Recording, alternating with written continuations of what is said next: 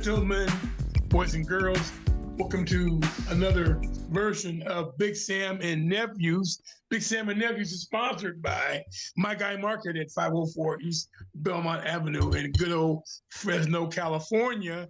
And the owner of that establishment is a wonderful guy named Floyd Sanchez, really cool dude. So, and then today, My Guy Market. Right. My Guy Market. What was I gonna say? She had a brain fart. My cast of characters today, it kind of changes. My one nephew Parker is out today. He has a cold. He got a cold from his daughter, so he'll be out today. Javier is on today with us. Without Javier, we would not be able to do this show, because I don't know all the logistics. And also my good friend from Sacramento, Nate Marlow, he's on with us today. And of course, I'm Big Sam. I just won the World Series this week. And, so I'm happy for them only because they were talking about firing the manager. And so now they'll probably give him a bunch of money too, right? Everybody gets money. He got it done. Of course. Freddie Freeman was the MVP of the World Series, which he should have been. He was fantastic. I think the right fielder for the Yankees, Soto, he's going to probably leave. Somebody's going to pay him. He may end up being the highest paid guy in all of baseball. He'll probably make more money than Ohtani now. No, that's too much. Ohtani has a $700 million deal. You can't pay one guy that much who plays one position. Well, he's not that good of a fielder either. He's at best he's average. Yeah, but it's his stick that Right, but yeah. His hitting. He's going to get paid. He's going to. He'll probably, depending on length of the contract, come in for between $400 and $500 million, right? And I'm going to slightly disagree with you on Freddie Freeman having correctly won the MVP. It should have been Aaron Judge. What? Yeah. Shots fired. Shots fired. Shots fired. Right.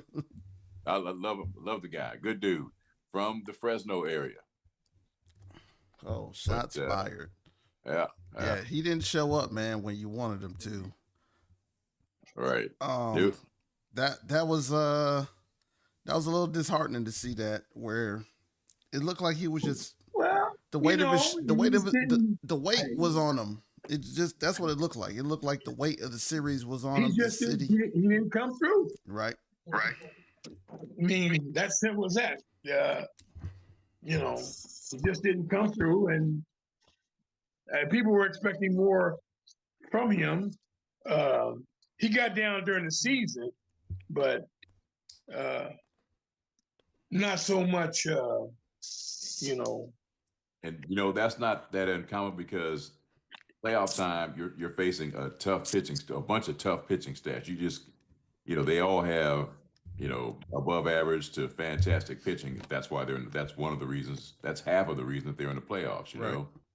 Correct. And I bet that dude saw nothing but sliders, and he was pulling his shoulder off. That's why he was missing them.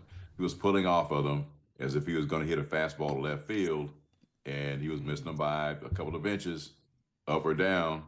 And that's the formula. Until he proves he can hit them, you're going to see nothing but that.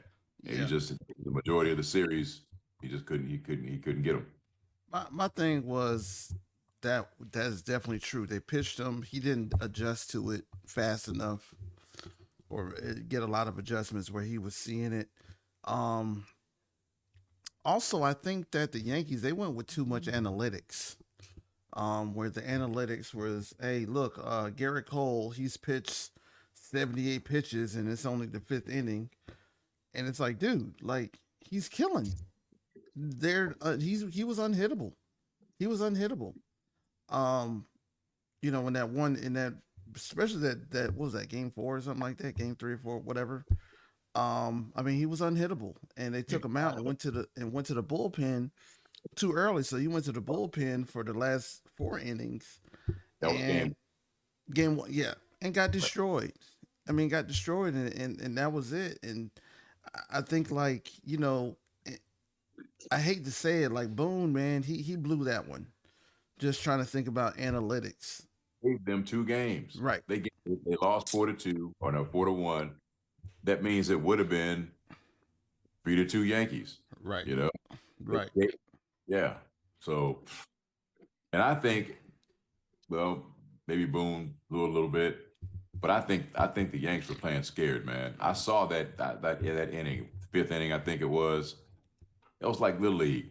It was like Little League, There was only one play that shortstop should have made. He should have made a better throw, but yeah, that happens sometimes because he was rushed, right? But you got to concentrate and you got to make the throw, right? Right. So, Judge drops a ball. I could have caught that ball, man. Okay, then the shortstop bounces one to third, and then Cole, I think he might have been feeling the pressure, doesn't cover first base. Right. That was a big one. That was a big one. That was one. It just looked like everybody had a mental lapse all at once. Yeah. And either they, which is weird, because they're up 5-0 or 5-1 or something at that point, and they're like, oh, we just checked out, but then you done let them back in the game with hot sticks that are coming up, and they got rolling. I mean, they got rolling, and it was over after that. I mean, they scored a couple. That was a 5-run 5th inning, basically a 5-run 5th or something like that. So I think that some of the teams are scared of that LA Blue team, and right. Because Philadelphia would not have been scared of them. So the Mets beating Philadelphia, who knows what would have happened? I mean, I think it was LA's year. Let me stop making excuses. But Philly would have shown up. Okay. Oh yeah, for sure. So the Mets beat Philly. Just caught them. They caught them. They got hot. Yep. Smoked red hot. They beat the team that they probably shouldn't have, and they went to the next round and cupcaked. They cupcaked. They did what the Braves did a couple of years ago. Same thing. Against LA. Yeah, a couple of years ago, Braves they were good, and they came in and put an egg up on their NLDS, and that was it, and they could never recover. I thought there was no way New York would lose that series, or at least take it at least to 7 games, because LA, like, half their starting pitcher was out. Yep. Yep. And they were still scared of them. Yeah, I'm sitting there. I'm like, dude, you have no Kershaw. You don't have all the major guys. I mean, but they got rolling at the right time too, though. LA did. They got rolling at the right time where it's like, hey, they were able to put 3 and 4 runs up in a couple of key innings. They get one, makes them feel a little bit better, and you knew that they were coming. And Freddie, Freddie Freeman he didn't show up in that series, but Mookie Betts showed up in that series. Mm-hmm. So, it's kind of like pick your poison on that one. Yeah. Yeah. You know what? They're good. Ohtani had a good series then, too. So, you got Ohtani and Betts. I mean, I think the World Series would have been definitely different if Ohtani was healthy. That would have been a different bat to deal with. And, I didn't even watch the World Series, to be honest. I ain't gonna lie. I watched like a couple of innings. I was like, it's like it didn't. It wasn't grabbing me. Right. It wasn't grabbing me. I was like, East versus West. Okay, yay. I didn't have any skin in the game. In your heart, are you an East Coast guy or a West Coast guy? You mean overall? Yeah, in your heart. I mean, in my heart, I'm a West Coast guy. I mean, but I love the Braves. I think I've been liking the Braves before I even moved to Atlanta. Right. So well, sure, I dig the East Coast. I mean, Well, I was stationed in North Carolina twice, but hell, I dig the East Coast. Yeah, East Coast is nice. I think that it's easy to get around. But yeah, I'm a West Coast guy just because I just love the West Coast. It's that different feeling. But to be honest, okay, let me retract this. I think I'm a down south guy. Mm-hmm. I love being in the South, man. I love being down here. It's nothing. We could talk about California. We could talk about, but I'm like, yo, it's nothing like being in the South, man. It's something different. Um, and I'm talking about all the good stuff. So I'm not even talking about the, derogatory or whatever. I'm just talking about, all the good stuff. I'm like, yeah, it doesn't have the beauty. So like the beauty is different. So Yep. California has this, and this. The West Coast has different stuff. East Coast has different things. Right. You could, Appalachian Trail is, I'm pretty fond of now. What's that? That's the mountains. That's the mountain region going up from Georgia all the way up through Maine.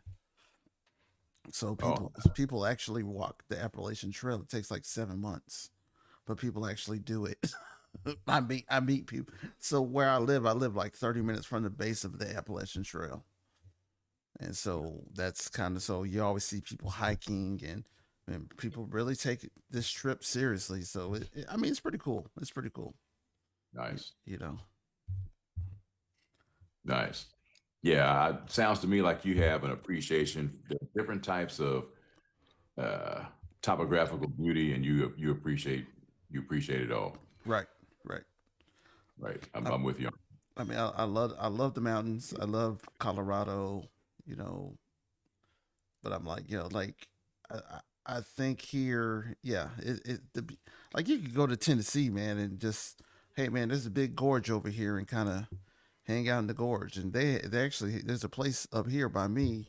It's called like the little mini Grand Canyon, and it's really like a mini Grand Canyon around here. So it's pretty cool. So I've only been to like I was in Vegas, and I just saw the small end, like from a distance of the Grand Canyon.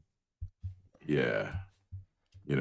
So I've never really seen must have flown over it 50 times, but maybe it was cloudy, and because I would have certainly looked, or maybe I was on the wrong side of the airplane to see it. Got to be on the right side. Yeah, like you Americans drive on the right side of the road. Yeah. Here we drive on the correct side. Who says that? I mean, how does British tell you that? Like that's weird to me. Oh, trust me, they'll say it. Sometimes joking, sometimes not. They'll say it. Yeah, believe me. I love it over there, but there's sometimes there's a little penis envy kind of thing. So yeah. Yeah, we're planning to go over there probably like March or something like that. So take a little trip with my mom, and do some business with her, get some stuff done. And I was like, well, while I'm over there, I'm gonna go do this, and this. I was like, what can I go do that's cool? So I want to go to Turkey. I want to go to Abu Dhabi, Doha, some other places. How long are you guys going to be there? I don't know. I got 420 hours of vacation. I can do what I want. As long as you want. Yeah, I can do what I want. Yeah. So I'll probably do like 3 weeks or something like that. So kind of thinking like, okay, look, if we go to we're supposed to go to Nigeria with my mom, and then after that, then fly back to probably Paris or Istanbul, and then kind of figure it out from there. Either we go more east, or do we stay in Europe? So we'll see. Right. Yeah, you got options. Yeah. And what I would do,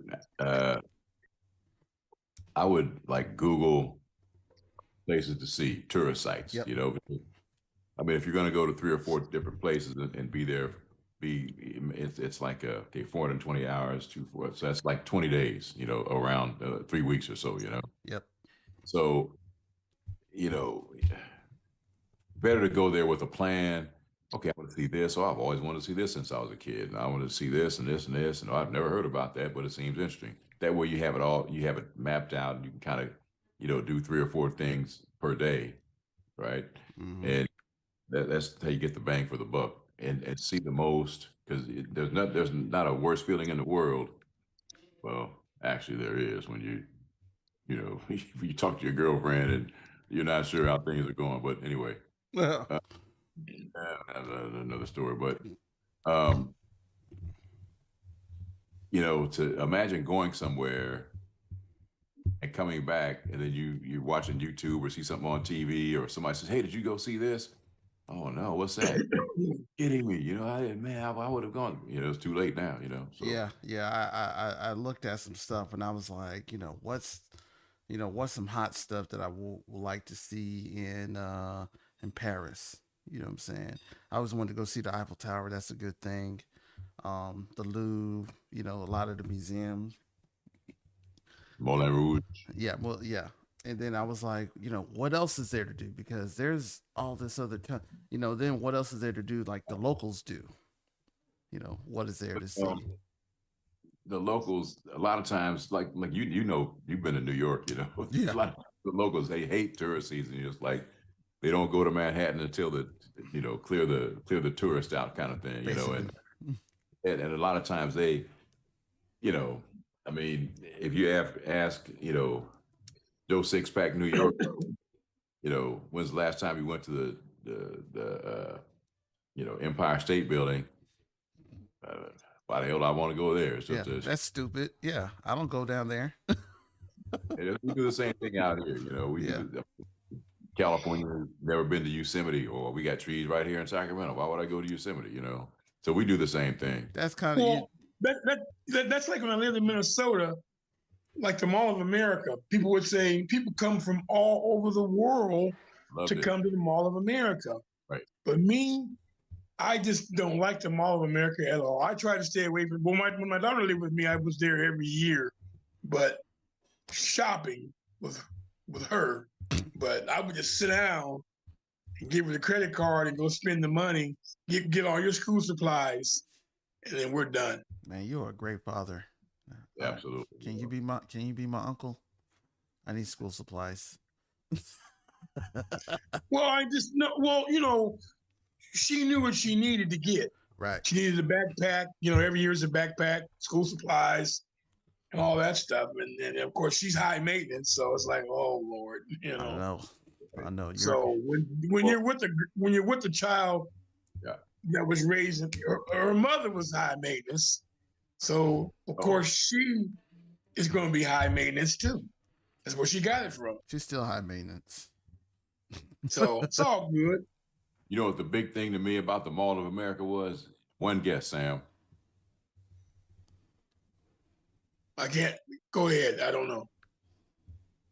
Harmon Killerbew's chair. What? Oh, That's a cool one. well, They Javier, they built the mall. They tore down the stadium, built a new one, and part of the mall sits where on the stadium. And Yeah. Killerbrew it's either 500 or 5. He hit 586 total in career, I believe. It's where he hit one of his signature home runs. That's where it landed, right? And the mall, the chair is sitting. It's like 100 feet in the air against a wall or Right. supported by something. And bam, it's like, and I dug Harmon Killebrew. He's one of my favorite players. Yeah, they had Harmon Killebrew, Tony Oliva, another Rod Carew. They're all in the Hall of Fame now. I used to see when I lived there, I was covering the Twins, so I'd see Tony Oliva, one of the nicest guys you ever want to meet. Just no ego at all, no cockiness. Just a nice man. He could play, man. He could play some ball too. Okay, Georgians, come in real close. Yeah, I think, man. Yeah, you guys, man, yeah. I would love, you know what? I would love to go back in time and see, like, all the see all like the old great guys. You know what I'm saying? Because I think those dudes, they're timeless. I don't think that you know, yeah, I'm trying. I mean, I would have a hard time right now to see who would be great. You know, who do we consider to be like an all time great? And I'm like, okay, you know, who do you have? You know, from the last couple of generations, like, okay, Derek Jeter. Okay, that's my last one that I could really name that I say, yo, he's a generational great person, you know, or A Rod, or you know, something like that, where it's like, yo, these guys were great. Um, I would love to see those guys, man. I mean, those were some stacked teams too, though. So, like I said, just Harmon Killebrew, Rod Carew. I mean, those teams were stacked up. So, Well, you know, having lived in Minnesota as long as I did, I actually met Harmon Killebrew. He's a very short guy. He's probably 5'10", is he but short? he looked larger on TV. Yeah, I was gonna say, is he like Kirby Puckett short? Yeah, yeah. Not quite as short as Kirby, but I got to be friends with Kirby Puckett. I knew Kirby Puckett was just the one, another nicest guy you ever want to meet. You know, funny guy. You know, and he actually did something for me one time. I asked him. I was scared to ask him. Actually, Tony Oliva asked him to give. You know, for I just want to autograph baseball from him. That was it. I didn't want anything else. And one day he stopped by Target Center, and he called me up. And I was working for Timberwolves, and he called me up and said, "What are you doing?" I said, "Nothing." He said, "Come on down." I came down. He gave me a autographed baseball and an autographed bat. Wow. I didn't ask for it. I only wanted the ball. Wow. But I got a bat. I got a baseball and a bat from Kirby Puckett. Yeah, man. It's You know? like, again, that's like one of those all-time great guys. Oh yeah, yeah. You know, but I've been blessed in my lifetime. I mean, I've met a lot of pro athletes. A lot of these guys are just people wonder what kind of people are they. Now there were some guys, you know, that probably weren't as cool, but for the most part, my encounter with them was much different. I was always it was cool, but I think the one reason why they liked me was I acted like I had been there before. Right. You know, just like like I knew Will Avery really well. I knew Tom Hammonds real well. I knew Sam Mitchell real well. You know, but I never got in their business. I never got in their business, and I never down talked them. You know, but while he did, I said I don't care, because really, if you are a true friend, you'll just being a good friend to people. Right. Same thing with KG. I like KG a lot. Knew his mother very well, very nice lady. Knew his sister very well too. Yep. Both his sisters. His older sister more so than the youngest sister, but knew him real well. You know, but again, you know, just be yourself is what I tell people all the time. If you're gonna meet a girl, be yourself. Don't nobody want you to act other than what you are. Right. If you're not like that, don't be. If you're not like that, don't be that. Yeah, it's like if you're not like that, don't be that. I remember. But I've been. You know, but I knew Stefan Mal very well. He was a cool dude. A lot of guys, because I worked for the Timberwolves for so long, you know, that 5 years, I met a lot of guys. I did basketball camps for a lot of guys, me and my buddy Dave. And just, you know, if people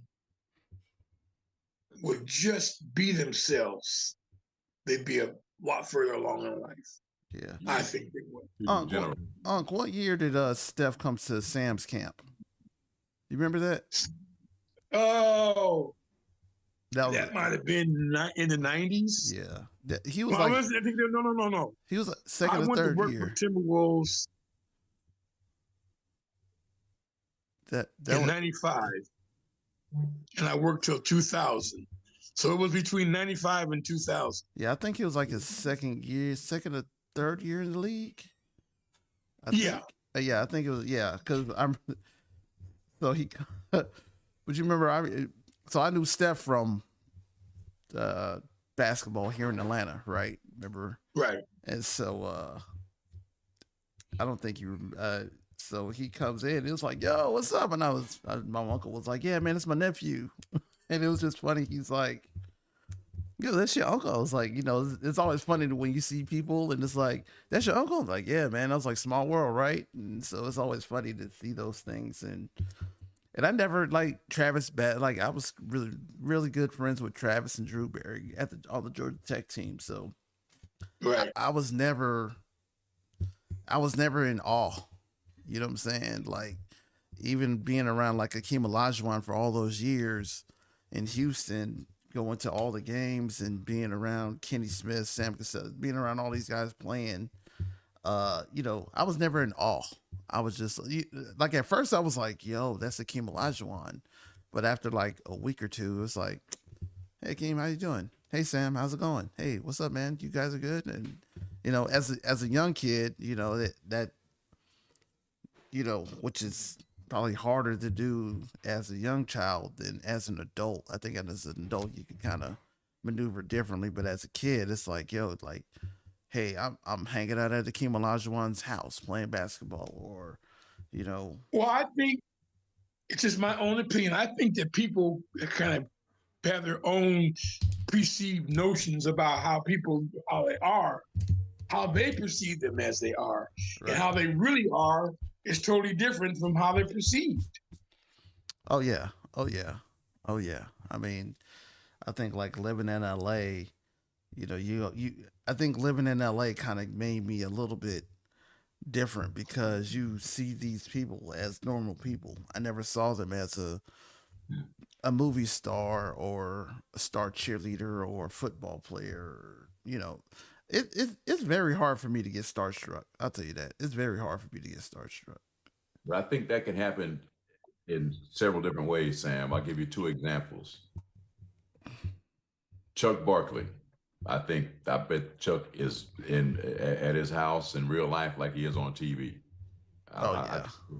They just saw a personality that was just off the cuff enough, non-traditional enough. They said, Chuck, just sit here and be you. You don't know anything about broadcasting or television, but just be yourself, right? But compare that to Neon Dion. Neon Dion in real life was kind of a quiet guy. From what I've never met the man, but I heard that he was kind of sort of reserved, close to the vest kind of thing, right? But when he got on that football field, he was Neon Dion, right? Yeah. So I think that it can happen. It can happen however it happens, But They're in the entertainment business, and I think that's the thing you have to understand. They are entertainers. They're players, but they're still the entertainers. sure. And if you understand that, then you'll be okay. Right. But they don't like to be treated. Strangely enough, I mean, I was good friends with Dean Garrett. I used to watch Dean Garrett's house for years, about 5 years, and he was a cool dude. Mm-hmm. Cool as a fan, Yeah. But different. Now there are some guys that I've met through my years. Somebody else that was real cool was Isaiah Ryder, another dude, cool as a fan. He wasn't what people thought he was. Like he was getting pop, for Minnesota, smoking weed and all that crap. But he really wasn't like that. He really wasn't like that. His agent wasn't. His sister was his agent. Oh. And yeah, and know his that. mother was cool. He was cool. I mean, a lot of these guys are just cool people without, Will Avery, another guy, cool as a fan. I was friends with him, knew him real well. Terry Porter, another guy, just cool as a fan. I think Terry Porter's coaching basketball at Portland State. He's a basketball coach at Portland State. Nice. But he's also like met him once. He did seem very, very nice, down to earth. Yeah. Well, a lot of these guys, they come from backgrounds. Said hi, and you said hi, and or he said hi. But yeah, he seemed very down to earth. They come from backgrounds, not so good backgrounds, poor backgrounds. Terry Porter came from, he had a lot of brothers and sisters in his family. He came from a very, very, I was depleted background, but, he still made it in life, and there's people that are like Stephon Marbury, same thing with him. Everybody in his family was putting all their eggs in the basket for Stephon, that he was, and Stephon made it, of course. He did really well now. But he was cool. He was real quiet.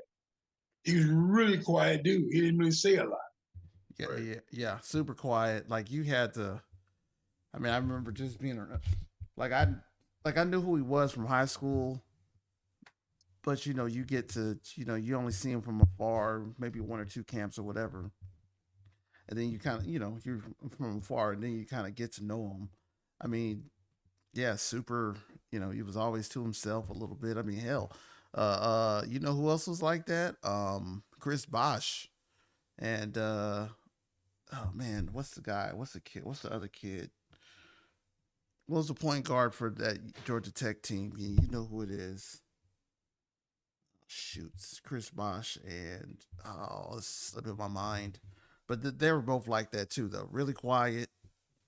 They were jokesters. They, but they had their times. So it was all, it was always like that. You don't, that, like you say, that bravado that you see as an entertainment, when you got to turn it on and turn it off. Right. That's something else. I mean, KG, like you said, KG is KG. KG, he has this ego to a degree on the court, but off the court, he's like, hey man, like I'm really cool. That I keep to myself. I got a small circle. Most people are like that. So, I mean, that's when, I mean, even, I've been having a chance to get to know Mahmoud Abdul years, but I've been having a chance to really hang out with Mahmoud Abdul Rauf, aka Chris Jackson, a lot. So it's always good to like a really cool dude. Yeah, oh man, he's he's one of those guys that it's not really about basketball. He loves basketball. But you could talk to him about anything. You guys can, we could definitely have a conversation. Politics, religion, something. And he's a reader, so I think I love talking to him because he inspires me to do better. You know what I'm saying? He's one of those guys where it's like, you talk to him, you see where he's going, you see where he came from, and it's like, man, I got to do better. I got to do so. He's an inspiration. I tell you that. So. Mm-hmm. That's one of those things that I've been blessed to, like Uncle, like everybody else, man. I've been blessed to be around some important people that I didn't even know that it was important. Right. You just know them as such and such, and you just kind of, whatever. Right. Yeah. That's Dr. Cornell West, and that, to my mom or to you guys, it's like, oh, that's Dr. West. Yeah, we da da da da da. It's like one of those things, but everybody else is like, oh my God, Dr. West. And it's like, yeah, I grew up with his I'm going to tell you a quick story about Cornell. Many, many years ago, probably like 30 years ago, he came to Minnesota. And what happened was his publicist called the radio station that I worked at the time and said Dr. West was coming. And I said, oh. And so anyway, I told the manager of the radio station, I said, I'd like to interview Cornell. And of course, he did bitter. You don't know Cornell West. I said, okay, yes, I do.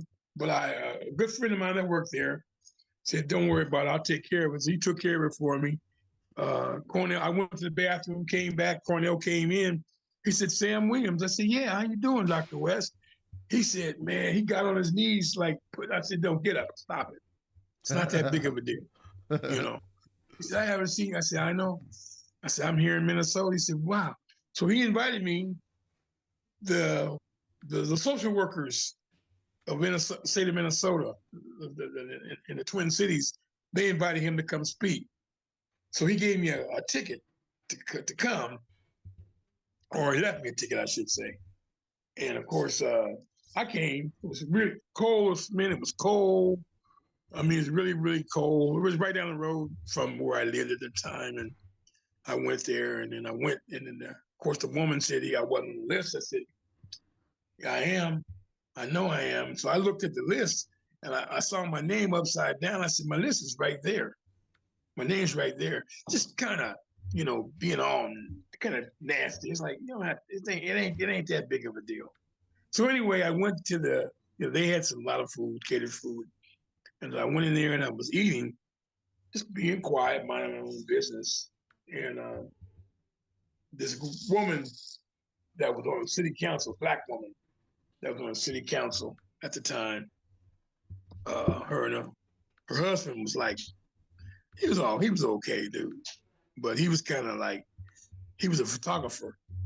And he's taking pictures of her.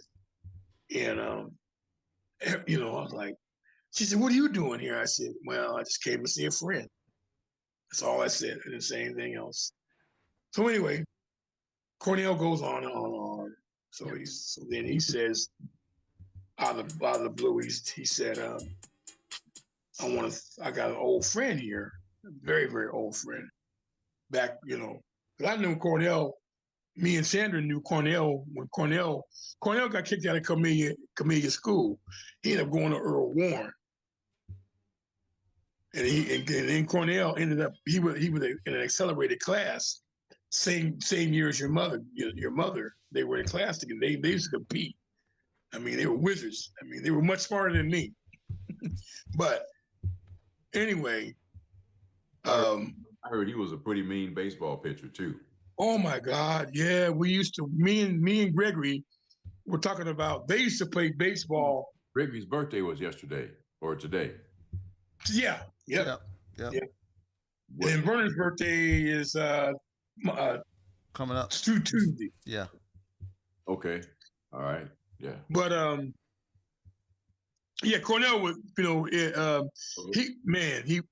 used to play baseball. Miss Sandra and him would compete like academically. Oh my God! But he was phenomenal.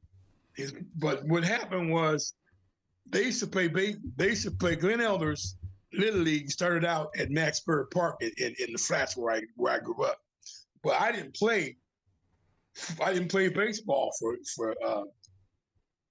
Glen Elders. I played baseball for Fruit Ridge. I was the first black person to ever play baseball in Fruit Ridge Little League. Like the first 3 years, I was the first black guy in there. And then, of course, my father used to do a study center at Elder Creek. So I guess they switched. They built George Sims Park. So everything moved. They moved the league from Max Baer back over to George Sims Park. And of course, I never forget. My mom said, "You got to change Little Leagues." I said, "What? What are you talking about?" I was mad as heck. I was like, what?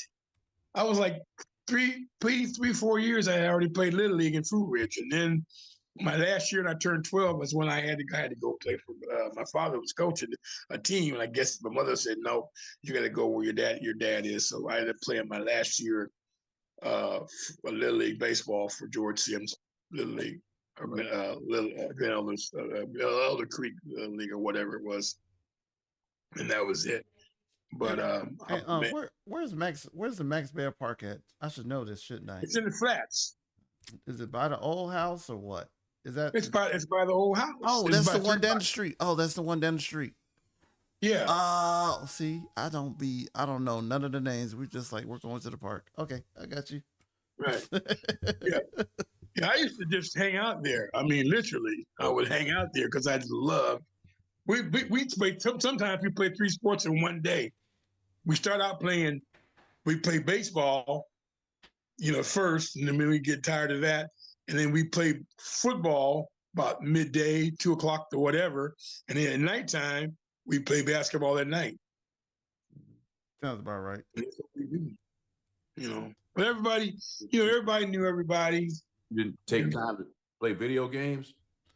No, No, we video never did that games. crap. Never did that crap. Never did. I didn't know what a video game was. You kidding me? Yeah. Even today, the only game I play now, and I don't play it that much anymore, is backgammon. I play backgammon. I enjoy playing it, and I like that. Because the reason why I like backgammon, it's a thinking man's game. Yeah. I'm pretty good at it. I'm not saying I'm great at it, but I'm pretty good at it. Pretty decent. But wasn't your dad a chess player? Oh, my father was. Oh my God, yeah, man, that dude was. Remember? He was phenomenal too. You know how when you don't think. I remember one time when they had the first Arco Center out there and out. Oh, 5.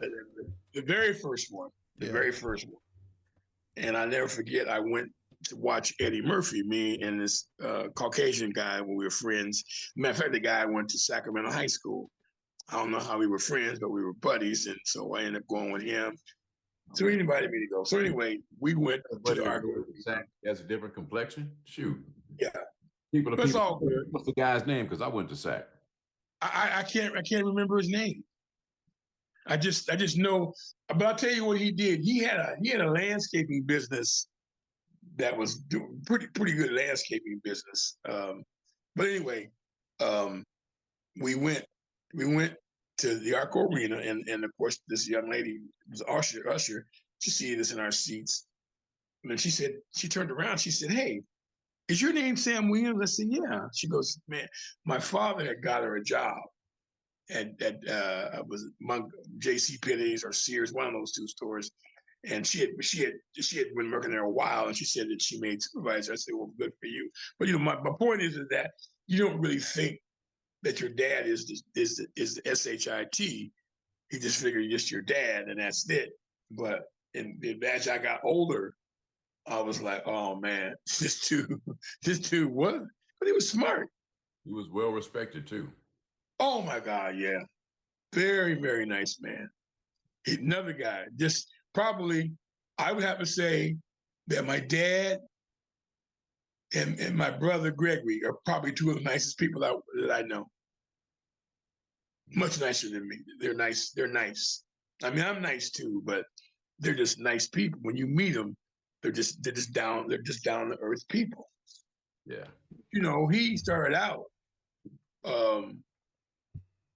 when he was in the Army, and he got out, and my mom and dad got married in L.A., and then they moved up here to Fresno, and they stayed in Fresno for a while, and then my father was a butcher. He worked good with tools and skinning cows and all that stuff, and he worked in the warehouse, so he did the actual butchering work. So what happened was he got injured on the job, and his right hand. What happened was he unplugged the machine that grinds up bones. Like, I don't like hot dogs to this day because it's just like, no way. I don't eat hot dogs either. Crap. It just So, but anyway, he went downstairs, unplugged the machine, went back upstairs, and he was working on the gear. It's the chain itself was on top of his fingers, and then below his fingers was the actual grinding machine. And then I guess the foreman came by downstairs and said, "Oh, the machine's unplugged." So he plugged the machine back in, and then of course it went. My father on his right hand, his 2 fingers got sawed right off. So I always tell people this story is like the toughest guy I know would be my dad, because he went through a lot of pain.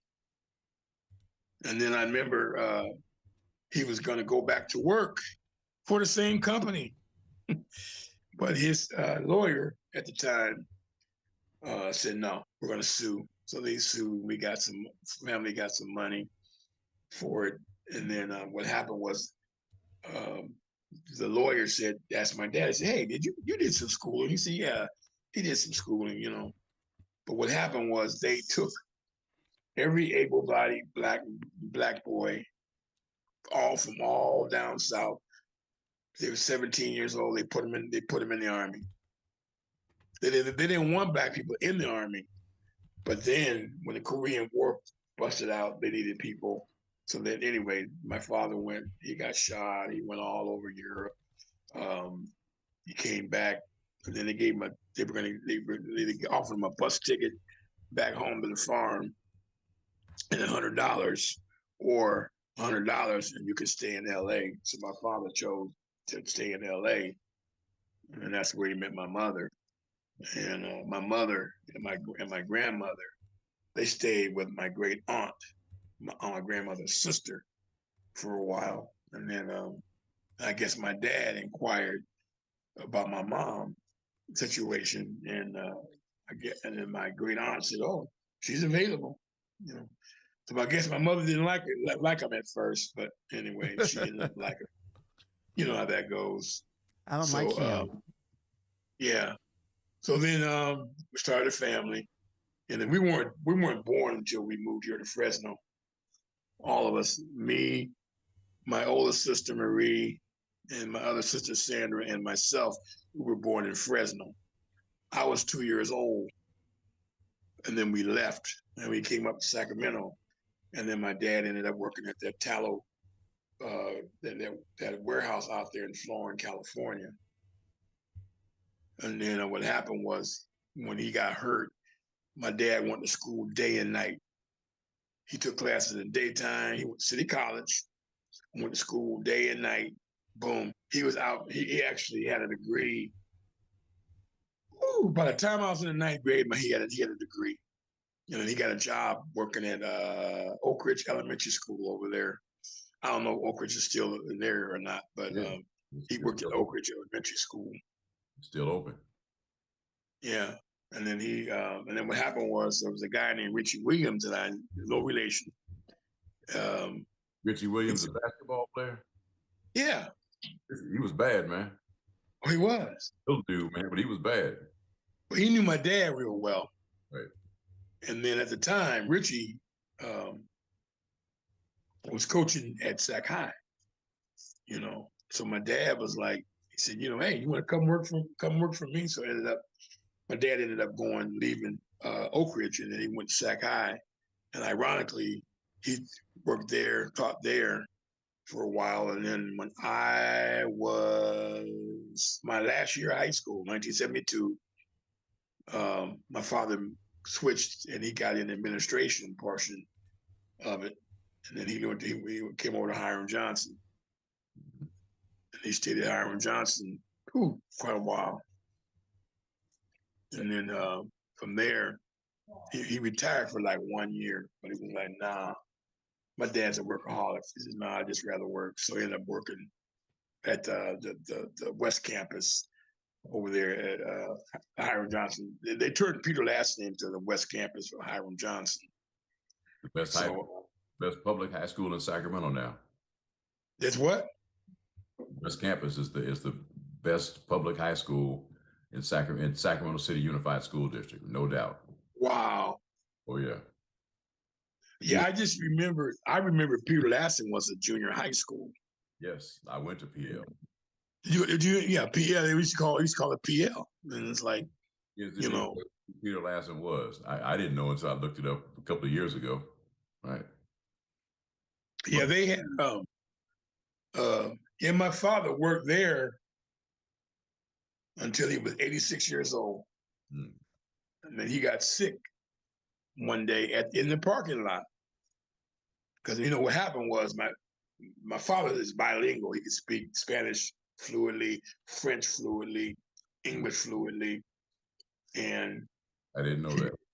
and then what happened was they had a lot of gangs over there at that PL, at that Hiram Johnson West campus. So they wanted my father to intervene, you know, to talk to the kids. So he ended up doing. And then what happened was he would, when they graduated from high school, they always go take a trip down to LA to Disney World. So my father went. He ended up riding down there for like probably 10 years. He did it. Just, you know, chaperone. You know, he'd get a book and read a book and let him go have fun. You know, so that was that. Yeah. Wow. But French and Spanish. That's cool. I know. And the weird thing was, he would talk. There would be, because we grew up in the flats, so we grew up around. That's pretty much a Hispanic neighborhood. We had one to the east of us, the one to the west in front of us, the one to the side. How the people behind us were Hispanic. So my dad was always talking to them all the time in Spanish, all the time. It was like, wow. So that was, to me, that was incredible. But yeah, he sure did. He could speak Spanish fluently. But see, he grew up. My father's father, my grandfather, was like a construction worker. So he would go from Texas to New Mexico. Like my dad grew up in New Mexico, so he had to learn Spanish, and that's how he learned Spanish, being around the Mexicans in that area. So that was that. But he graduated from high school in New Mexico, and then you know, it went on. But you know, they ended up out here in California. Both sets of my grandparents, my mother's mother. I never knew my grandfather. I never knew him on my mother's side of the family. He was already dead and gone. I never knew my grandmother on my father's side of the family, nor did I know my grandfather, because he died 2 years before I was born. But they all grew up. They all lived here in Fresno. Grandmother lived here. Grandfather lived here. My grandmother and my father's side lived here, and they all lived on West Fresno, you know, across the tracks. Yeah. And now Going back to Fresno was kind of like going back home a little bit. oh yeah, well, you know, one of the reasons why I moved back here was I have a son here. I didn't know I had a son. I left 37 years ago. I didn't know it. The girl I got pregnant, I said, "What are you gonna do?" He said, "Oh, I want to have an abortion." I said, "What?" I don't believe in that. So I got mad and left. Well, fortunately, the girl, her sister adopted my son. And then what happened was they had like a little family gathering. And you know, that one relative that drinks a lot, tells all the family business. Well, she had one of those relatives in her family. And this guy kept telling my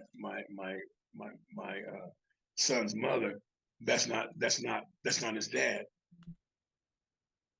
So I know what happened. My son's mother got nervous, and she called, because her and my cousin here, I had a bunch of cousins here in Fresno.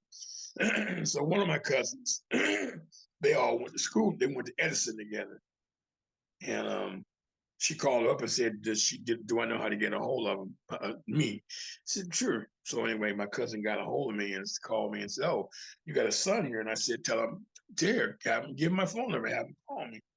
So I literally was talking to my son 2 weeks prior. And then of course the mother calls me like a little snake and said, "Oh, yeah, you got a son here." I already know.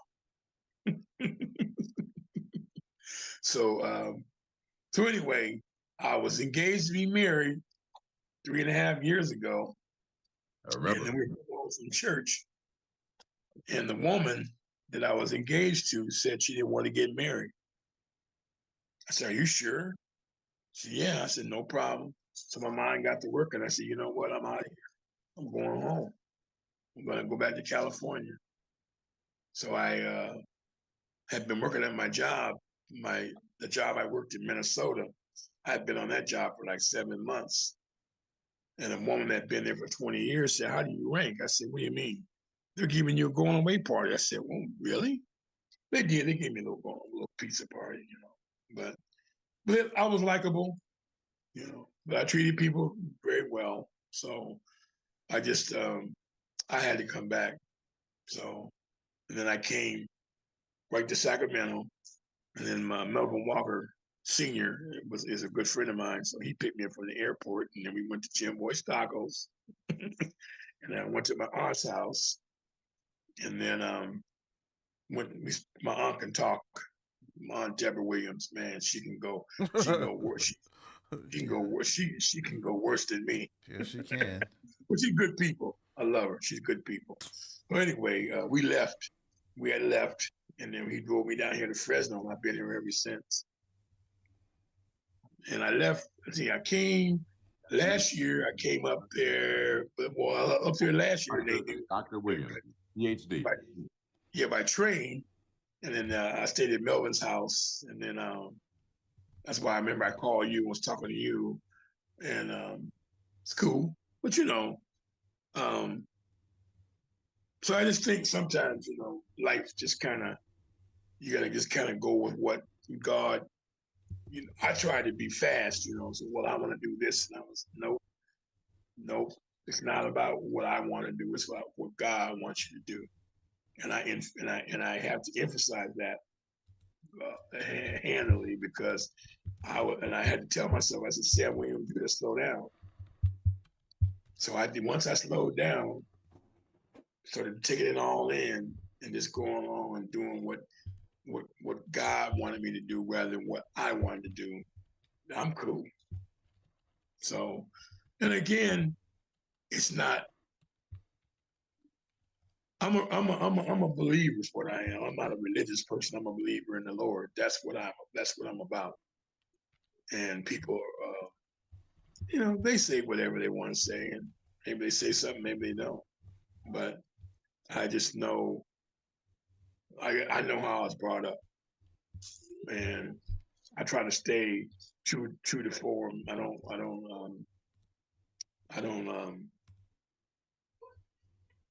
try to act different than what I am. And I just be myself. That's what I tell people all the time. Just be yourself. So fortunately, I dated a couple of women here, but one of the women I dated, the last woman I dated, she said, "I just want to be friends." I said, "Okay, no problem." You said she's just a friend. They got a song for that.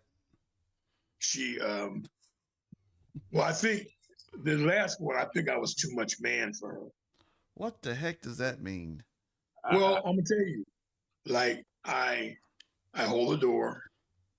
I don't drive, so I put gas in the person's car, and that's what I do. But I think, who knows? And the other lady, nice lady, but if we go to church, but if you are getting high and drinking, I just got a problem with that. And she would keep making excuses. "I just get high." I said, "Well, I never said anything." I said, "Nah, right. I don't believe in that. That's just me. That's just me." Same thing with my relatives here. I don't know a lot of them. I never really hung out with them. The girls especially. I said I never really knew them. But, so the door opening thing, kind of a at least slightly interesting topic. I guess you hold the door every time that you and every time. But see, I got raised to do that. Chivalry's not dead. Right. It's so not dead. I mean, it's.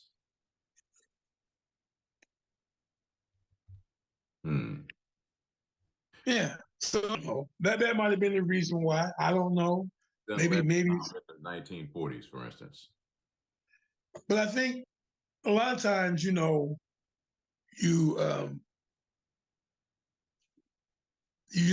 what I think is you just gotta keep fishing. You put the pole in the water and you just keep fishing and you pull out one and you date that person. And I've dated. I mean, I don't have a problem meeting women. When you said keep fishing, I thought you were saying that, you know what, like women would say, you have to keep doing the things to keep her that you did to get her. Is that what you meant? To some degree? No, Okay. That's fishing like you put the pole in the water and you pull them out and then and you gotta see, you have to know and see what you like and what you're compatible with, because everybody, you gotta kind of go through it to get to it. See what I'm saying, Nathan? You have to go through it to get to it. hmm. And it's like, you know. So now I just slowed down and said, you know what? If it's meant to me to beat the date with somebody, I'll meet that person. If not, I just keep going. Because like I said, God's been good to me in my lifetime. He really has. I mean, I've met some of the richest people. I've met some of the smartest people, and I just think sometimes, you have to kind of step back and just be grateful that you were able to experience these experiences that you lived in your lifetime. And that's what I tell people all the time. It's like this podcast. This podcast has been going on for 6 years, Nathan. 6 years I've been doing this. And you came on probably in our third year, which is wonderful. It's always a pleasure to have you, But I just want to, I think I came here in March 21st, 2021, and I stopped doing the podcast. And then about July of 2021, I said, you know what? I got to start this podcast back up. So I've been rolling since 2021 now, and I'm in 2004. So you got to keep it going, to be relevant. And I don't think, who knows? I just do it for fun. That's what I tell myself all the time. Just for fun. But I think for me, with this podcast, I hope that you people hear what I'm saying, and I hope that you can subscribe to this podcast. It's supposed to be a sports podcast, but a lot of times we dip and we get into different subjects, and that's fine with me, because I'm just thinking that we're well-rounded people, right? Yep. So it's all good. So I don't know what we're doing for time, how we're doing for time. Who do you think will take? Who do you call on Tuesday? I already voted. Oh, I voted already. I voted for Kamala. Who do you think will win? I think it's close. Yeah, it's too close to call. I agree. I think here in Georgia, man, they're really, really pushing for Trump, especially in my area. But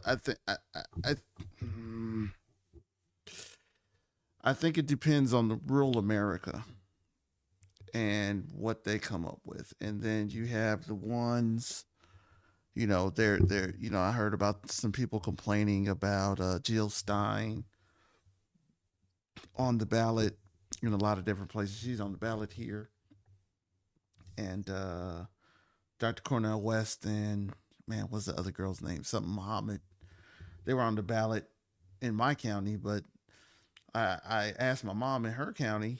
She was like, nope, they're not. He's not on the ballot over there. So I don't know what the difference was with that part. So I think the Supreme Court denied him, Cornell, getting on being a write-in candidate. But he was definitely on the ballot on my thing. Definitely on the ballot. I wish I would have took a picture. Definitely on the ballot. um, which was surprising because I was like, wow. So, um, I mean, we'll see. I mean, I'm interested to see what people will take. You know, is it going to be taxes? Is it going to be, the school board? Economy, the border, Right. women's rights, uh, his moral demonstrations. Well, you remember we had Tom Van Leer on the show, Yep. and I remember Tom said that Trump nor Biden was going to win the election. That neither of them would run. Right. So all I could come up with was then it must have been Kamala Harris because she came out of nowhere. Yeah. Well, this is what I think. I think when everything went down, I think that people thought that Michelle Obama would run, and she would be easy. That's an easy win. If Michelle Obama ran, that's a layup. That's a layup all day. That's a layup. You know, she could beat anyone because she talks good. She's educated. She's everything that you kind of wanted. She has humility. She has everything that you kind of want from a president. So that would be. Does Kamala have that? I don't know. 8 years in the White House. Yeah. So, so I think with Kamala, it was kind of like that. Okay, we don't have Michelle, and I'm probably saying this bad, like it's making it sound bad, but it's like we don't have Michelle, but you could kind of ride that woman that woman wave, somebody who she again, Yeah. I don't agree with her all the time, or on a lot of different, but she has compassion. I mean, she would You try. think about it like this: do you agree with 99% of what Trump's talking about? I don't agree with none of them fools, to be honest. That's my point. So, I mean, like I say, it's one of those things. I mean, the more that you go, like this time, Trump is more comical. He's more outlandish than before, and that's something that's a lot of people were like, "Look, I'm gonna vote for Trump because hey, he said some good things that you could align yourself with. Cool." But now I'm sitting here, I'm like, I can't go with him because you say this stuff and you really mean it. It's not entertainment anymore. It's something that you really mean from the heart. And the more and more stuff that comes out, I'm like, nah, man, I can't. Like, I wouldn't even entertain it. You know what I'm saying? Like, I can't entertain it, but people do. Right. Yep, you made a great point. Both of you, it's too close to call. It's too close to call. I think that Harris is more traditional. If you go back 15, 20 years, she has the qualifications, or I'm going to stop using that word because it's overused, and people will say that and not know what the qualifications for president are. You have to be 35. You have to be a natural born U.S. citizen, not have a criminal record. That's it. That's all it takes, right? But traditionally, somebody who typically the president virtually always came out of the Senate or a governor, right? Uh, Probably half, maybe more than half of them, in the last, I don't know, 75 years have been attorneys, right? Yep. So, I mean, she meets all those, right? Even vice president, which usually VPs don't usually win, but that's 4 years of on his side experience kind of thing, right? But so she meets all that, but Trump, with all of he has a lot. I mean, more negative sort of news and more negative past doings than anybody who has ever run for that office. And he's probably a very, very, very slight favorite with all this bad baggage, this bad luggage. And he's Teflon. And so that by itself makes me think this dude, I mean, it's conceivable that if he lost on Tuesday and he's still alive in 4 years, he'd run again. and maybe be just as that he'd have a base that just loves him no matter what. I mean, if he got sentenced to prison on his 30 on either of his 34 and they let him out in 3 years, I think he'd win the Republican the nomination again. You see, and it's like Well, I this think that people are becoming, a lot of these people are brainwashed by him, his rhetoric. And the other people are, you got to think about it. He preaches hate Right. all the time. And it's like, these black people are so stupid. I think They're stupid, not all of them. division. I think he definitely preaches division. But he preaches that. And it's like, if you're Haitian, nobody Haitian in their right mind is going to vote for Trump. Nobody Puerto Rican better not vote for Trump.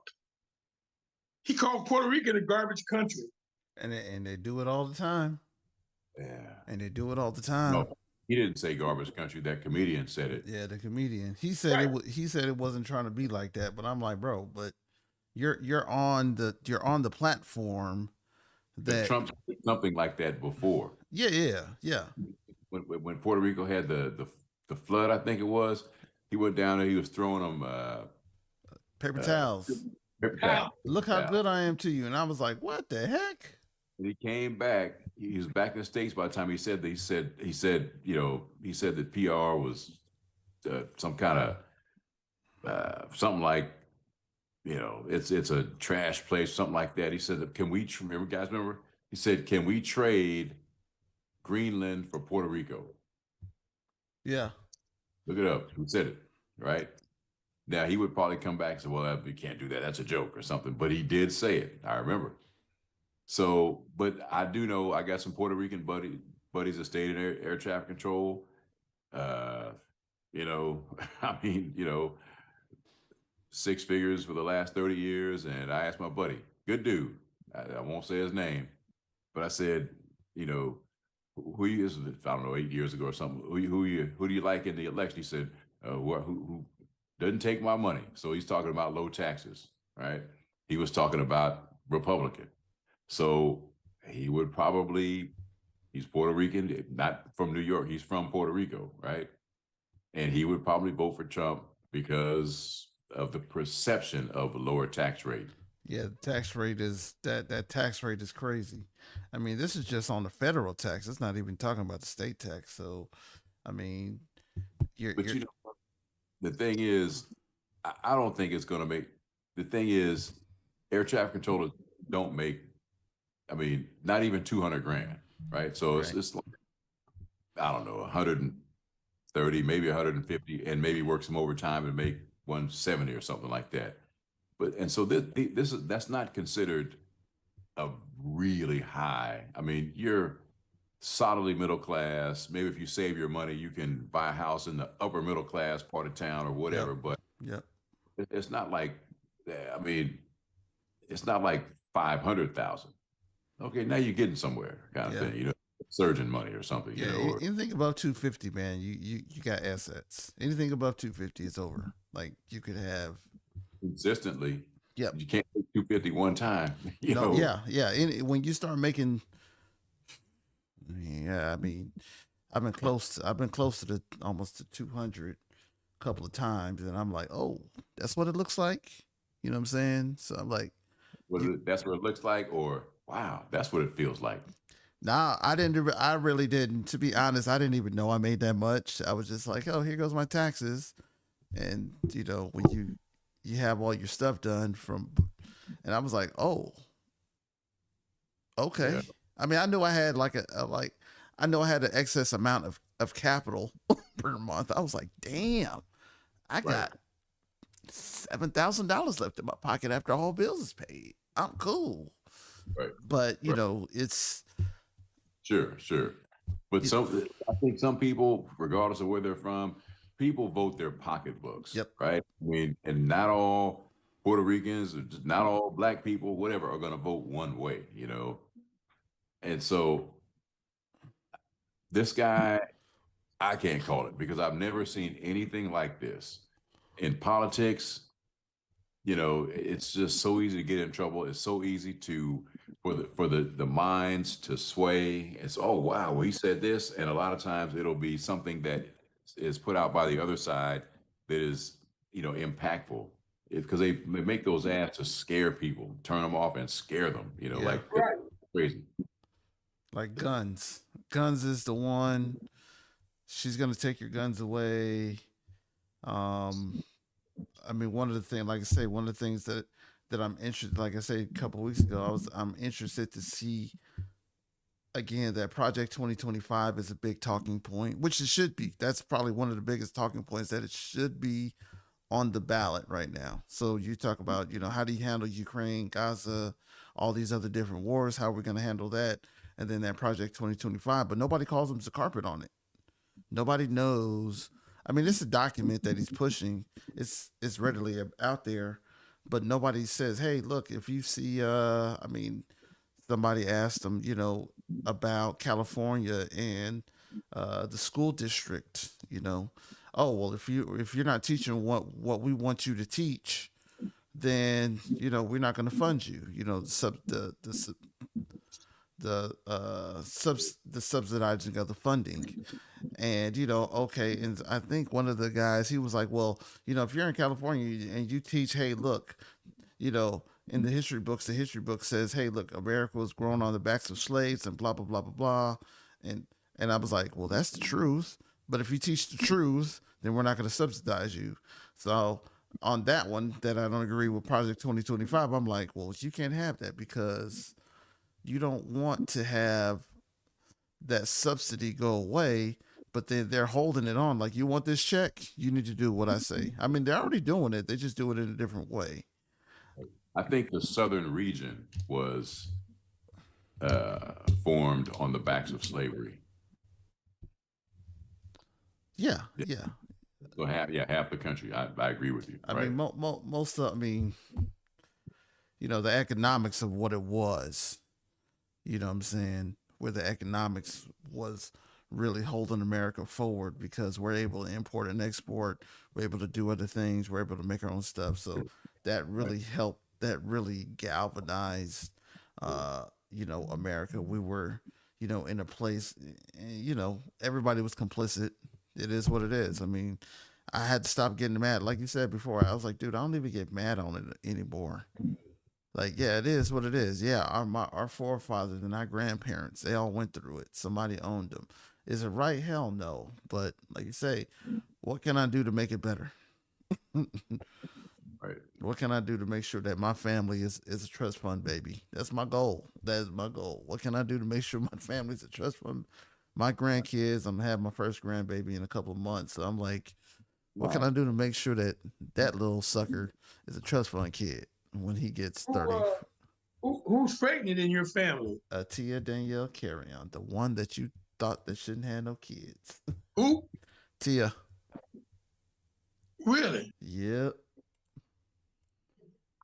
Congratulations, Grandpa. You're gonna love it. Man, You're gonna love it.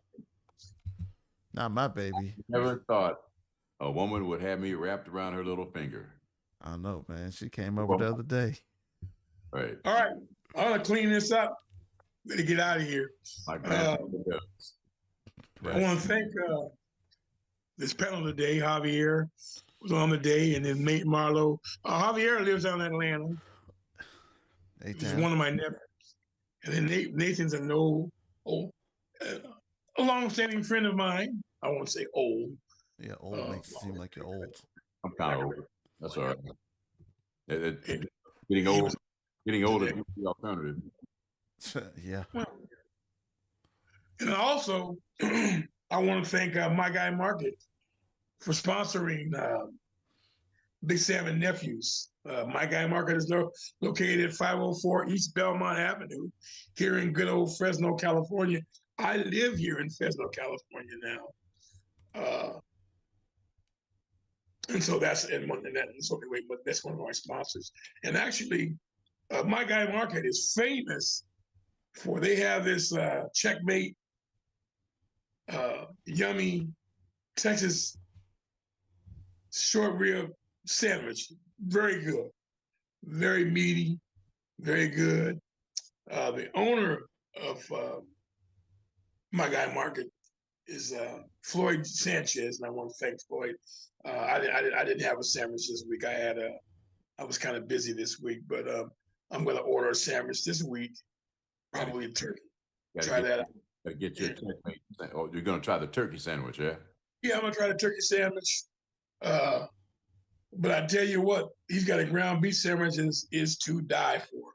All of his sandwiches are good. They're all good. But I just I'm gonna try the turkey sandwich this week. That's on my things to do, because I've got to work the last Latino. No, I got to work. There's a taco throwdown.